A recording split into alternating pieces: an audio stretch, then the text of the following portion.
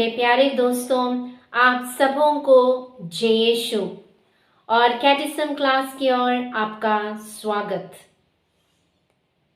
प्यारे दोस्तों, प्रलोभनों का सामना करते हुए आप लोग अपने आप में अवेयरनेस लाते हुए आगे बढ़ रहे हैं, ऐसे मैं विश्वास करती हूँ। हम लोग इस धर्म शिक्षा के चौथे अध्याय में जीवन के प्रलोभनों के बारे में मनन चिंतन कर रहे थे, है ना। और हमने यह सीखा कि सच्चे ईसाई या रियल क्रिश्चियन कौन है। क्या आपको याद है? जो ईश्वर को पिता मानते हैं, ईसा मसीह को मुक्तिदाता मानते हैं और पवित्र आत्मा को मार्गदर्शक के रूप में मानते हैं। वैसे व्यक्ति जो ईश वचन और कलीसिया के प्रबंधनों के अनुसार अपना जीवन बिताते हैं, वही व्यक्ति सच्चा ईसाई है। और हम सब भी इन्हीं ईश्वरीय वचन पर आधारित जीवन बिताने, साथ ही साथ कलीसिया के सभी प्रबोधनों पर आधारित विश्वासमय जीवन बिताने के लिए हम सबों को बुलाया गया है। तो जीवन के प्रलोभनों में हमने धन का लालच के बारे में मनन चिंतन किया, मिथ्याभिमान के बारे में मनन चिंतन किया, उपयोग तृष्णा के बारे में मनन चिंतन किए, अधिकार का मोह के बारे में हमने मनन चिंतन किया। और आज हम और एक प्रलोभन के बारे में सोचें, अपव्यय।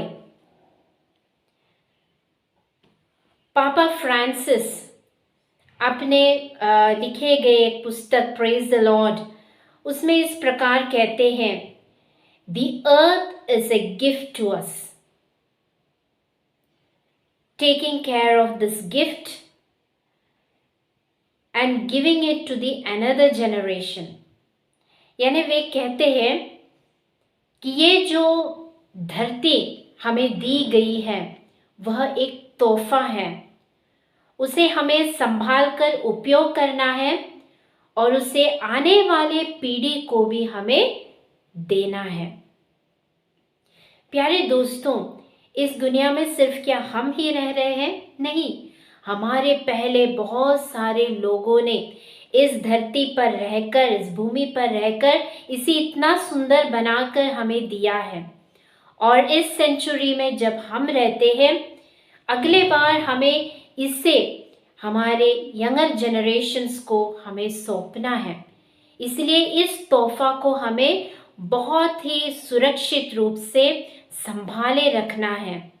सिर्फ आने वाले जनरेशन्स के लिए ही नहीं, सभी पेड़ पौधे जानवरों के लिए भी यह सुंदरता को हमें शेयर करना है। इसके आनंद, इस पूरी दुनिया का आनंद हमें दूसरों को भी देना है। जब हम इसका उपयोग हमारे सेल्फिश यूज के लिए करते हैं, तब यह अपव्यय प्रलोभन में हम गिर जाते हैं।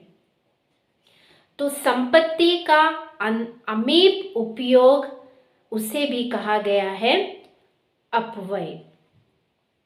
ईश्वर के द्वारा दान में दिए गए इस दुनिया को और इस सारी वस्तुओं को सारी मानव जाति के लिए और पीढ़ी दर पीढ़ी के लिए हमें इसे सुरक्षित रखना है।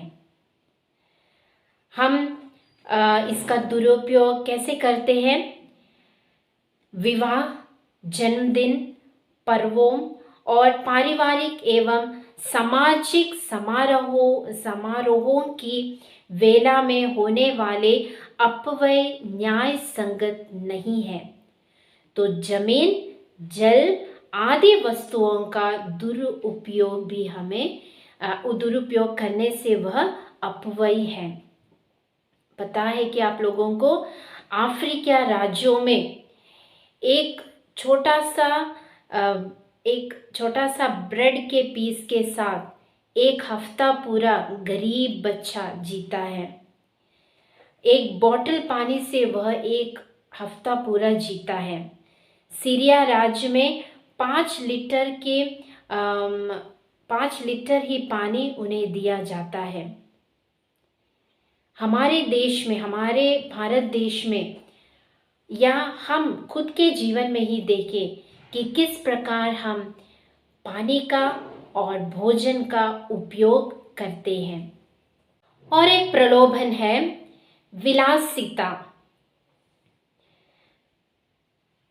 आप लोग अपने ही बारे में सोचना कि हम किस तरह के कपड़े पहनते हैं, कहाँ कहाँ जाते हैं, क्या क्या खाते हैं, और किस प्रकार हमारे लौकिक जीवन का जो मनोभाव है उसमें हम किस प्रकार हमारे डिसीशंस कैसे लेते हैं।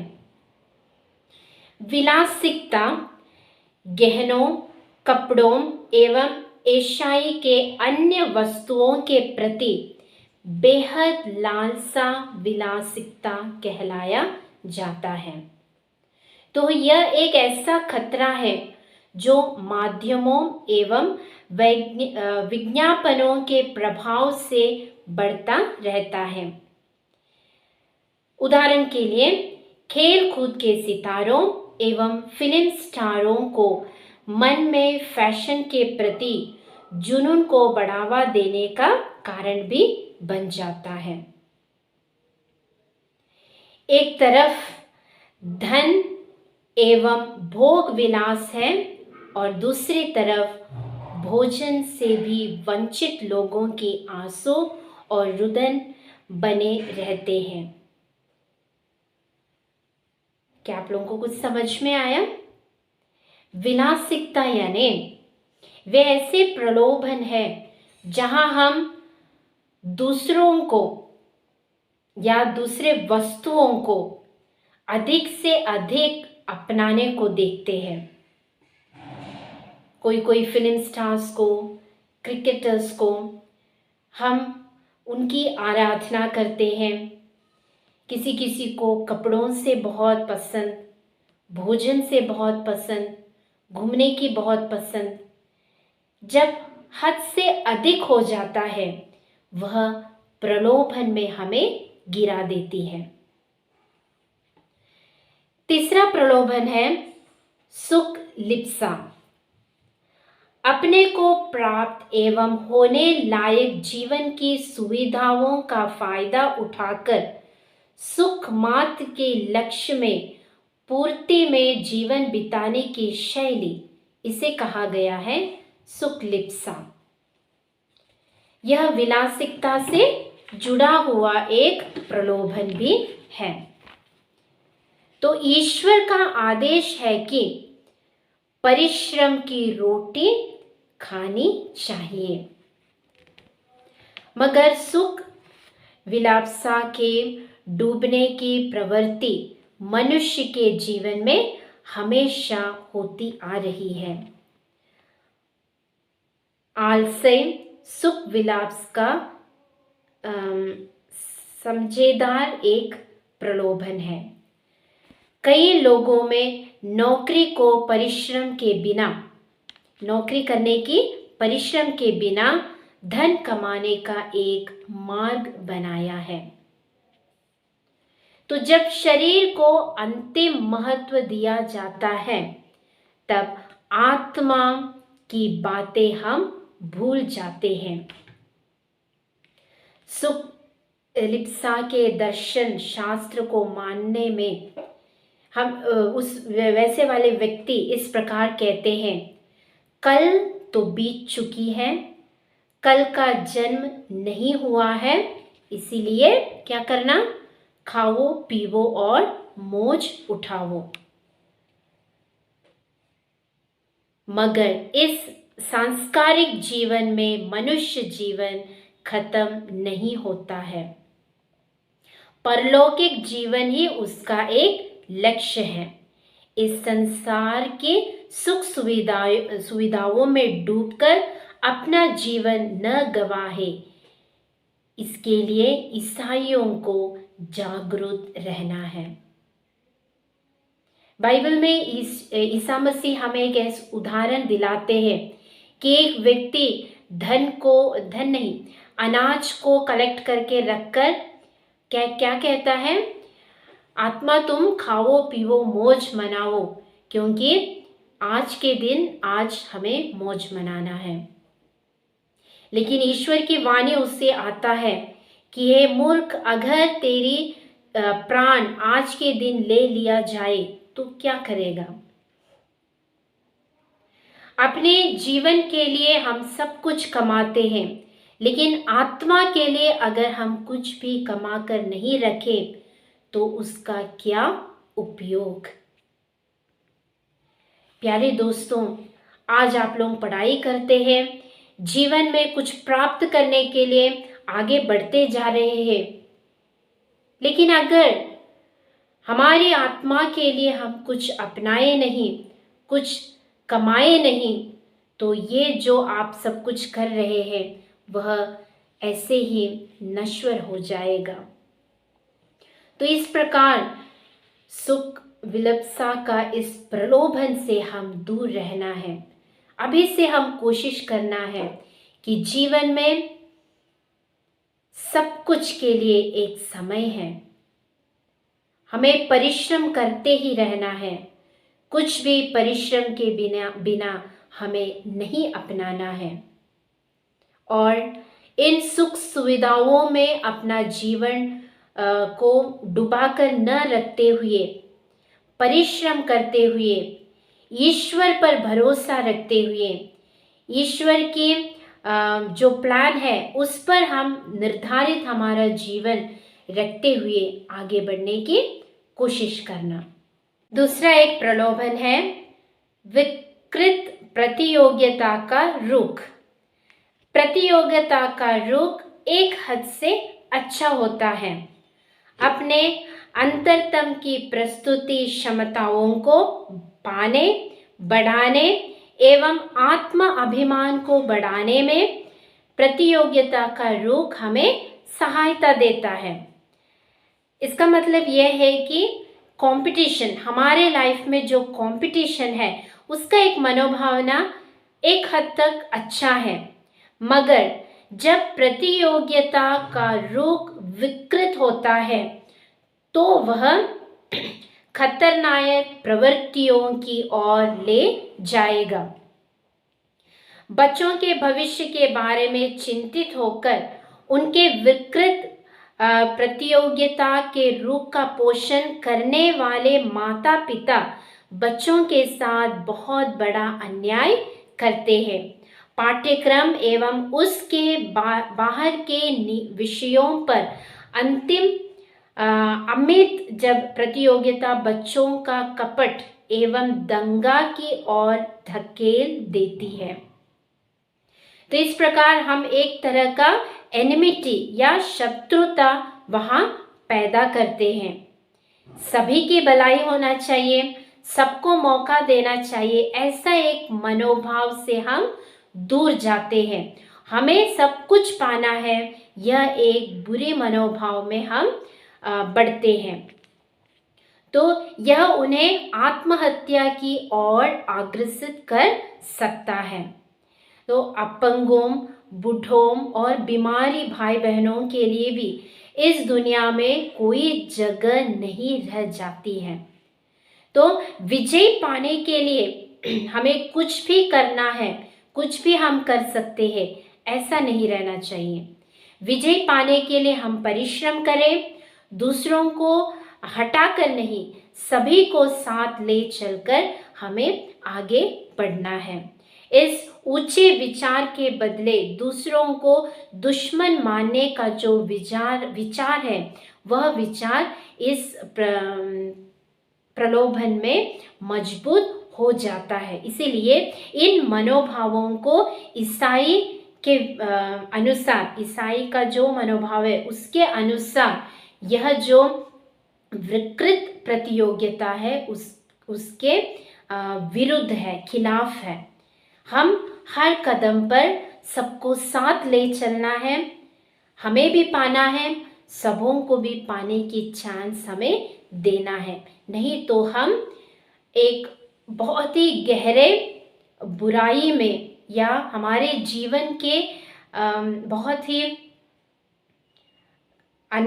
जीवन को बहुत ही हम नीचा दिखाकर या नष्ट करते हुए हमें आगे बढ़ने का एक अवसर हो जाता है। इसलिए इस प्रलोभन अगर हम में किसी में हो तो हम इस प्रलोभन से दूर रहने के लिए ईश्वर से प्रार्थना करें।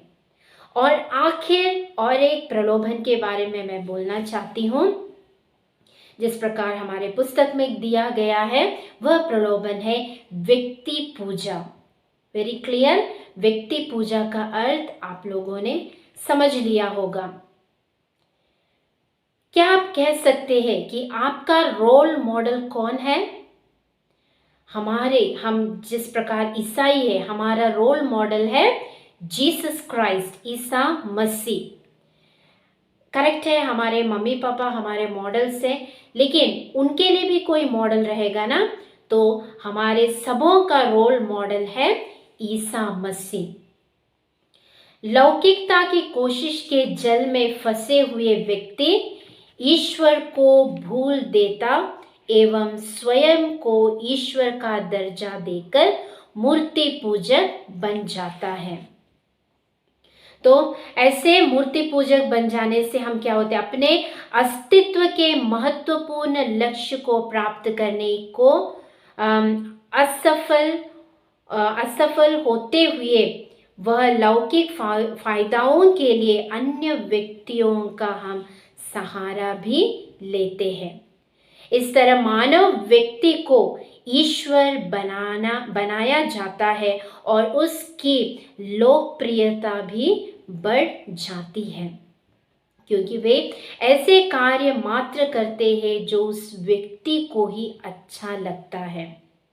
ईश्वर हर एक व्यक्तियों के लिए अच्छाई ही करते जाता है, लेकिन मानव जब एक व्यक्ति से कुछ पाना चाहता है तो उस व्यक्ति के इच्छा के अनुसार ही वह व्यक्ति व्यवहार करने लगता है। तो वहाँ पे स्वार्थता के कारण ही ईश्वर के बदले वह व्यक्ति पूजा करने लगता है। असाधारण तरीके से जीवन का सामना करते हुए विजय हासिल करने वाले लोगों का हमें सम्मान करना चाहिए, उसके मिसाल का अनुसरण करना है, मगर वह कभी पूजा के परिवर्तन न हो जाए।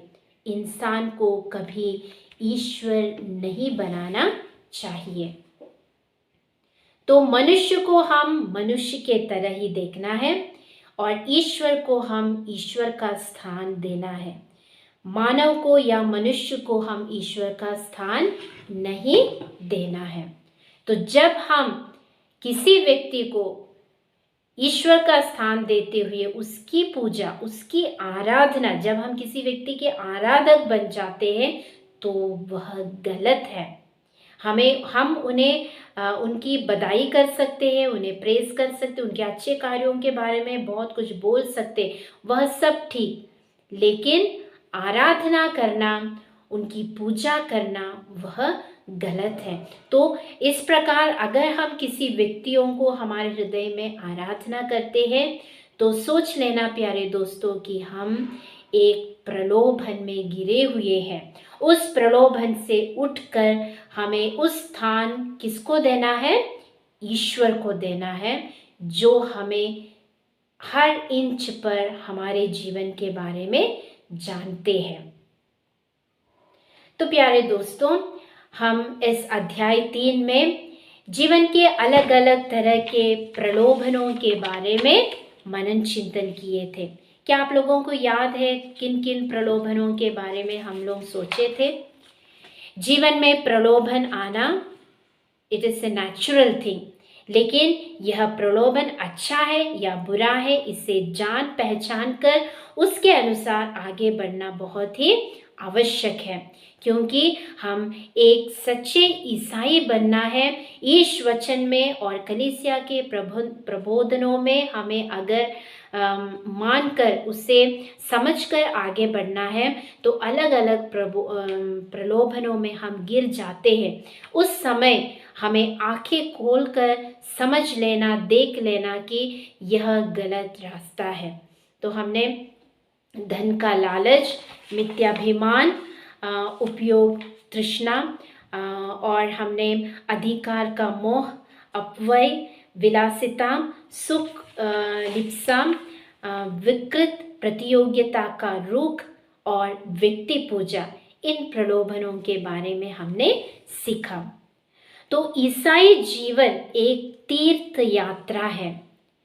ईसा मसीह के साथ ईश पिता की, और इस तीर्थ यात्रा का ईसा मसीह के साथ पिता के पास पहुंचने का इस तीर्थ यात्रा को हम स्वर्ग की ओर लक्ष्य रखकर आगे बढ़ना चाहिए, और उस लक्ष्य में भटकने वाले किसी बात का जीतने के लिए विश्वास की शक्ति को हम ईसाई को अर्जित करना है। यानी हर एक ईसाई को इस वचन को पकड़ते हुए इस स्वर्गीय मंजिल को पहुंचने का या हासिल करने की हम कोशिश करना चाहिए। प्रलोभनों से भरी हुई इस दुनिया में चौकस, समझबूझ एवं एहतियात भरे जीवन से ही कलीसिया की संतान प्रलोभनों का परास्त कर आगे बढ़ सकता है। तो प्यारे दोस्तों, हम यह निश्चय, हमने जिस प्रकार मैंने कहा कि प्रलोभन तो आएंगे, लेकिन हमें एक डिसीजन लेना है और उस डिसीजन पर निर्धारित हमारा जीवन आगे बढ़ाना है।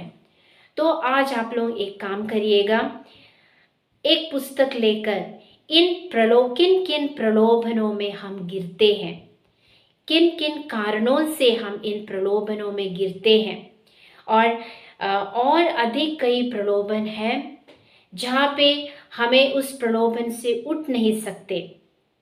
उन सब को मनन चिंतन करते हुए उस पुस्तक में लिखना, किसी को दिखाने के लिए नहीं, लेकिन लिखने के बाद एक बार आप लोग पढ़ लेना कि मेरा जीवन कहाँ तक पहुँचा है।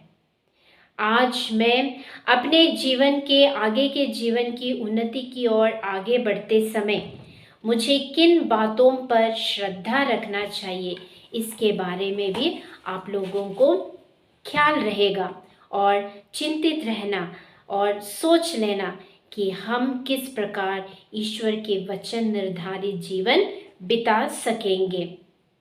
साथ ही साथ एक वचन भी पढ़ लेना, याकूब के ग्रंथ का अध्याय 3 पद संख्या 16 से 17 तक, 16 और 17 याकूब का पत्र।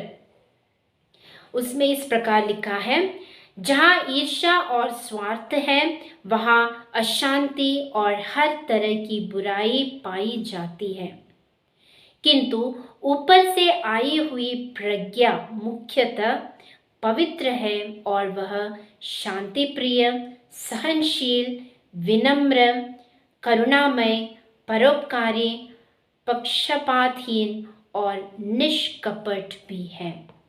तो प्यारे दोस्तों, हम इस ईर्ष्यामय और स्वार्थ जीवन से दूर रहकर ईश्वर के शांतिमय और पवित्र जीवन बिताने और आगे भी अपना जीवन इसी के तरह ईश्वर की प्रेरणा पर, ईसा मसीह के आज्ञाओं पर आधारित और शांतिमय पवित्र जीवन बिताने, सभी प्रलोभनों से दूर रहकर ईश्वर का हाथ पकड़कर मुक्ति का टोप और ईश वचन का तलवार लेकर आगे बढ़ने की कृपा हम ईश्वर से मांगेंगे।